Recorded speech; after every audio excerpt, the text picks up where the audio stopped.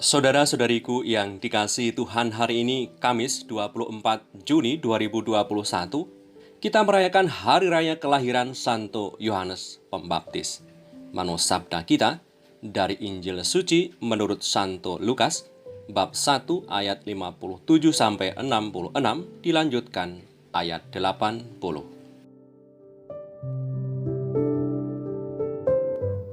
Pada waktu itu, genaplah bulannya bagi Elisabet untuk bersalin dan ia pun melahirkan seorang anak laki-laki.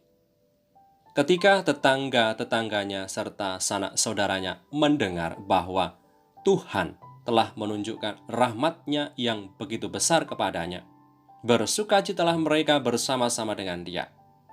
Maka datanglah mereka pada hari yang ke-8 untuk menyunatkan anak itu dan mereka hendak menamai dia Zakaria menurut nama bapaknya. Tetapi ibunya berkata, "Jangan, ia harus dinamai Yohanes." Kata mereka kepadanya, "Tidak ada di antara sanak saudaramu yang bernama demikian." Lalu mereka memberi isyarat kepada bapaknya untuk bertanya nama apa yang hendak diberikannya kepada anak itu. Ia meminta batu tulis, lalu menuliskan kata-kata ini. Namanya adalah Yohanes. Dan mereka pun heran semuanya. Dan seketika itu juga terbukalah mulutnya dan terlepaslah lidahnya. Lalu ia berkata-kata dan memuji Allah. Maka ketakutanlah semua orang yang tinggal di sekitarnya dan segala peristiwa itu menjadi buah tutur di seluruh pegunungan Yudea. Dan semua orang yang mendengarnya merenungkannya dan berkata, "Menjadi apakah anak ini nanti? Sebab tangan Tuhan menyertai dia." Adapun anak itu bertambah besar dan makin kuat rohnya, dan ia tinggal di padang gurun sampai kepada hari ia harus menampakkan diri kepada Israel. Demikianlah Injil Tuhan, terpujilah Kristus.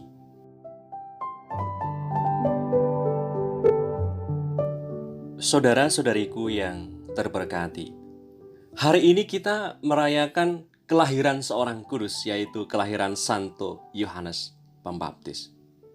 Tentunya ada alasan mendasar mengapa gereja kita juga turut merayakan kelahiran Yohanes Pembaptis, selain juga tentunya kita merayakan kelahiran Tuhan kita Yesus Kristus. Pentingnya sukacita ulang tahun Yohanes dapat dikaitkan dengan arti nama yang diberikan kepadanya, yang dalam bahasa Ibrani Yohanan, yang berarti Allah Maha Pengasih, Allah Maha Baik. Allah telah menunjukkan kasih yang besar bukan hanya kepada pasangan Zakaria dan Elisabet yang sudah sekian lama menantikan seorang anak hingga usianya yang sudah tua, tetapi juga kasih itu dinyatakan kepada seluruh umat manusia. Allah tidak melupakan umatnya, yang menjadi bukti bahwa Allah selalu peduli dengan keluh kesah perjuangan umatnya dan melimpahkan kebaikan demi kebaikan kepada umatnya. Selama kurang lebih 400 tahun, tidak ada suara kenabian di tengah bangsa Israel yang tentunya bisa mengingatkan bangsa Israel untuk hidup baik dan benar di hadapan Allah. Selama kurun waktu yang sedemikian panjang ini, baru lahirlah Yohanes Pembaptis. Yohanes Pembaptis datang dan hadir di tengah-tengah padang gurun dekat sungai Yordan. Ia kembali menghembuskan semangat pertobatan dan mewartakan pembaruan hidup untuk menyambut datangnya Tuhan Sang Mesias. Lalu alasan yang kedua mengapa kita merayakan kelahiran Yohanes Pembaptis adalah keempat pengarang Injil menuliskan bahwa hadirnya Yohanes datang untuk mempersiapkan jalan bagi Yesus Kristus yang terurapi, Sang Mesias. Jadi, seluruh tradisi Kristiani menghormati Yohanes Pembaptis sebagai sang perintis, sebagai pendahulu, orang yang maju sebagai pemberita rahmat dari Allah yang datang hanya melalui Yesus Kristus Tuhan yang penuh dengan kasih karunia dan kebenaran. Saudara-saudariku yang terberkati, Pertanyaan yang diajukan oleh tetangga dan kerabat yang hadir ketika Yohanes lahir, anak ini akan menjadi apa? Juga bisa dinyatakan kepada kita semua. Ini adalah pertanyaan yang dapat diajukan kepada siapapun di antara Anda, di antara kita, pada setiap tahap kehidupan kita. Akan menjadi apa kita nanti? Atau untuk mengajukan pertanyaan dalam sudut pandang iman kita, apa yang Tuhan inginkan dari kita? Apakah ada tujuan ilahi untuk hidup kita? Tujuan hidup Yohanes dan tujuan hidup Tuhan bagi kita, semuanya memiliki banyak kesamaan. Yohanes hadir menyiapkan banyak orang bukan untuk dirinya, tetapi mengarahkan mereka semua yang disiapkan itu kepada Yesus Sang Anak Domba Allah.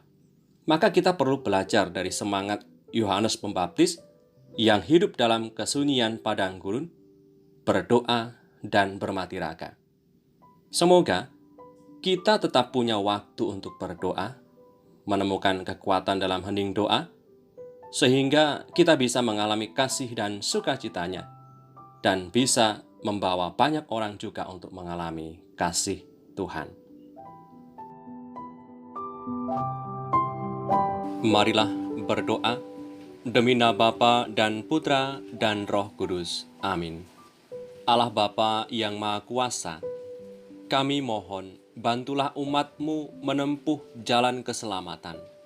Semoga dengan mendengarkan seruan Santo Yohanes Sang Perintis, kami sampai kepadanya yang dinubuatkannya, yakni Tuhan kami Yesus Kristus, Putramu, yang bersama dengan Dikau dalam persatuan Roh Kudus, hidup dan berkuasa Allah sepanjang segala masa. Amin. Berkat Allah yang Maha Kuasa turun atas kita semua, Bapa dan Putra dan Roh Kudus. Amin.